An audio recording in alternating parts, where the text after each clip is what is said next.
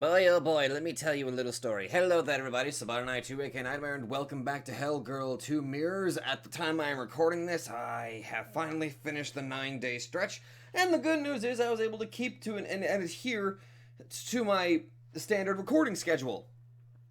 Now, let it be known that as you are watching this, after this recording is done, I'm going to lay down, and I'm probably going to sleep at least, let's say 11, 12 hours, which is about 5 hours more than I usually get. Then again, this week I got about 4 hours of sleep a night. But anyway, more importantly,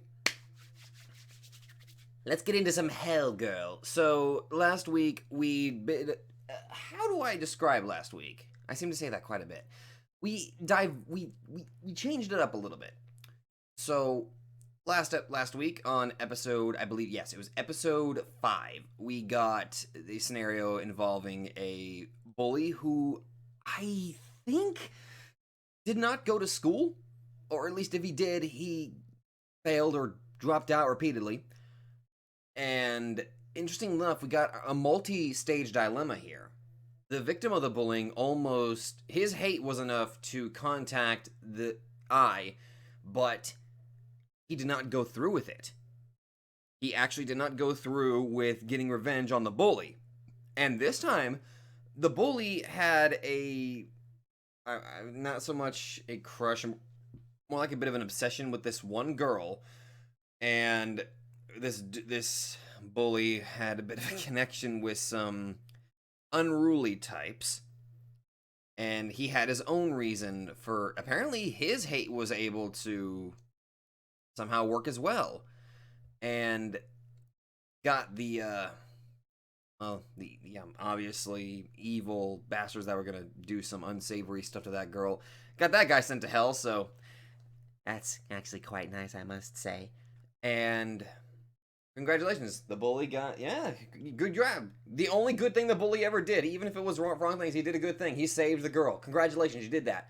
But he's still a fucking asshole. And then immediately the next day over, he fucking gets hit by a car and he fucking dies. Congratulations, you get to go straight to hell. Good job. Wow. I wasn't prepared for that. I was not prepared for that, honestly. And then we got the next episode, which was a very interesting turn. The main focus of the character was a stalker. And that was, well, I say stalker, but he wasn't. I mean, all kind of forms of stalking are, unhealthy, but it seemed like his wasn't the extreme kind where he actively tries to sabotage things in someone's relationship or something like that. And we got a scenario where the boyfriend of the girl that he is stalking is actually a class A horrifically terrible person, a really, really horrible person that set up a horrible scenario where the girl is it was implied, but we know what the fuck happened with one of his friends. And interestingly enough, the stalker's hate wasn't enough for I to accept the proposal, which was very interesting to say the least. And ironically, the girl, somehow she must have been conscious during the entire thing, ended up going to the nurse's office with the stalker, because apparently the stalker preferred staying in the nurse's office, and they actually had themselves a decent moment together. But it was revealed that the girl had actually contacted the Hell Girl and had actually pulled the string on the person who committed a very unspeakable, well, actually allowed something incredibly unspeakable to happen to her. Needless to say, his punishment was absolutely wonderful. I got to enjoy every bit of that. And as for the individual that actually went through with the deed, we had a very interesting, it was something that I didn't expect. It was at that moment that the stalker's hate had reached enough to where it would actually work with I, but he actually refused. Like, he refused the offer to get the vengeance, and he was going to do it himself. That was an incredibly interesting spin. that's something that I've not seen Hell Girl do, and I'm actually happy that they changed the formula up a little bit. So honestly, those past 2 episodes have got me excited to see how the rest of the show is going to go, because we still have like 20 episodes left. And I just realized there are like 2 more seasons, aren't there? Like there's like season 3 and season 4. We have a lot of Hell Girl to go through. But anyway, let's go ahead and throw ourselves in and see what this has in store for. Oh god, I was going right into the next. Oh, it seems like it was going straight into the episode preview. Usually it has like a sort of thing that pops up, but oh well.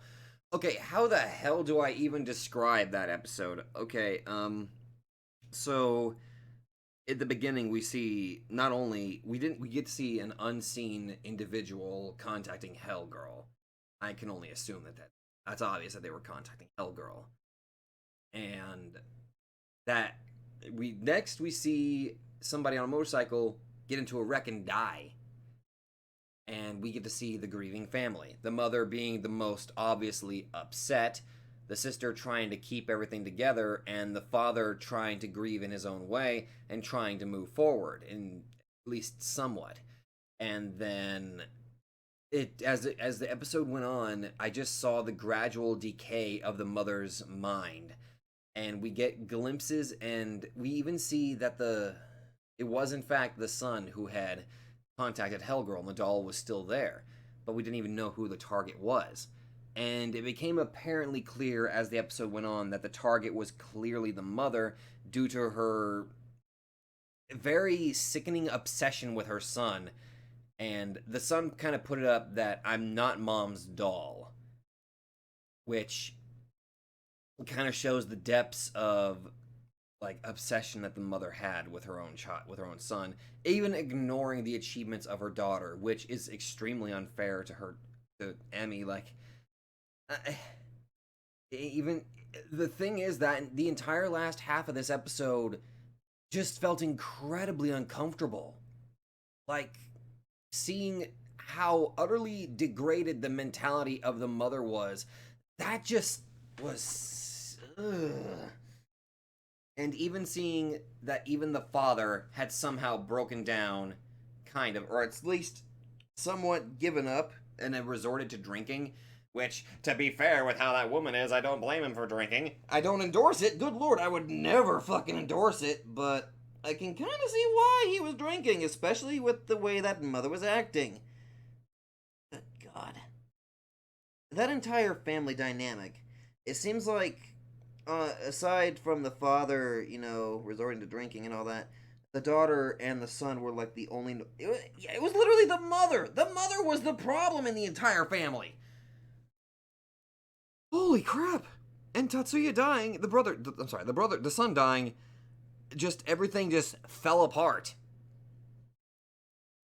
Everything about that was just. Ugh. I mean, even when the mother realized that she was in hell, she instantly assumed that her son was there and that she was going. And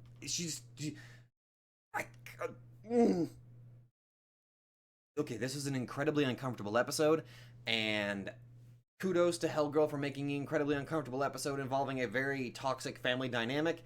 Congratulations, that mother.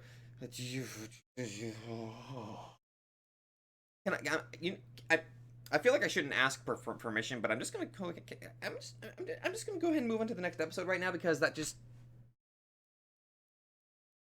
Well, okay, I asked for something different, and I'm getting something different. What? Okay, fuck, I'm going to move into the next episode, and I'll see you guys there. What the hell do you have in store for me, Hell Girl? Hello there, everybody, and now we are on episode 8 of Hell Girl. In the last episode, we saw a very, very, very, very, very, very toxic family dynamic.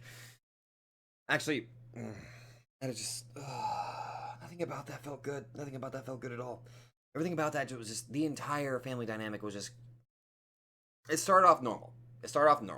Seeing a mother and just seeing a family grieve over the loss of the son, and the sister at the loss of her brother, and the gradual decay of the mother's mental state, and seeing that she pretty much ignored her own daughter, especially with because we learned that she had tried really hard to earn her mother's affection, but she was never able to because she was so thoroughly obsessed with her son.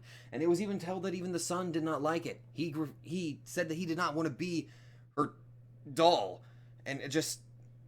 Ugh. It was an incredibly sickening dynamic specifically, and the main problem was the mom. Her very wrong obsession with her son's achievements was just wrong. And I could not obviously I'm never going to say that you should do this anyway, but I'm not going to blame the daughter for finally just snapping. And just seeing the mother's reaction whenever she actually got to hell, it just solidified how mentally gone that she was. Like she was fucking out of her fucking brain's already out of the freaking coop. That chicken just flew out of the coop and all that. Ugh. Hell, girl, you're doing a good job making me feel incredibly uncomfortable whenever I'm supposed to feel like I'm supposed to be laughing maniacally at evil being punished. That was just incredibly uncomfortable. So how the hell are you going to top it? Let's go ahead and jump into episode 8 and see what the hell they got up for him, or what they got for him. That was a very interesting episode. Unfortunately, it's one of those moments where I can't predict worth shit.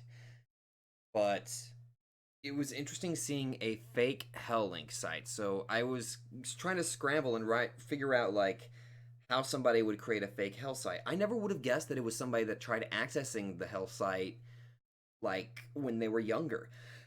I never would have seen that coming.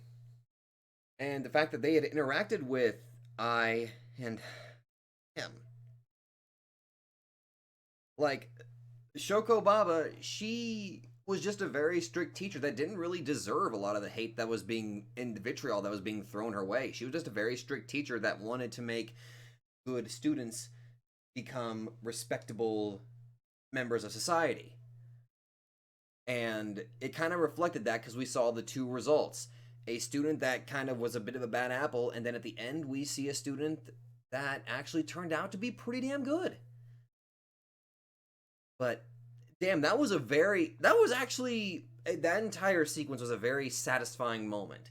Not only did she accept hell as a punishment for the fact that she considered that she failed one of her students, but even going so far as to asking the residents of hell to make it as painless as possible. That was it kind of really showed through like what Shokobaba's character really was, and that was actually really good. That was really nice. I don't know, that one just kind of sort of left me with some sort of happy feelings in some regard at the end there. And it's official, I can't predict anything that's going to happen in these episodes anymore. As soon as I make my predictions, it throws a curveball my way, and I'm like, wait a minute, I didn't see that coming. The fuck? And oh god. Have I mentioned how much I really like this show? Like how much I truly, thoroughly enjoy this? Because I'm going to keep repeating it. But damn. Would have seen that one coming. But anyway, that was actually very good. I'm glad that we're getting like different stories. We're getting different sort of like scenario. And I need to start boosting up my game if I'm going to be able to try to predict any of these things, because apparently I'm failing miserably on that one. I hate it whenever I fail on that. But if you all liked this, be sure to let me know. I hope you're all enjoying this as much as I am, because I kind of suck at predicting at this point. I wish I could go back to I wish I could predict this as well as trying to summarize or predict possibilities for like whenever I was watching Code Geass or My Hero Academia. But it seems like this show just keeps throwing curveballs at me, and I'm actually thoroughly enjoying every moment that it does happen. So if you all like this, be sure to let me know. Thank you all so much for watching, and I will see all of you guys in the next video. I'm gonna go fucking sleep.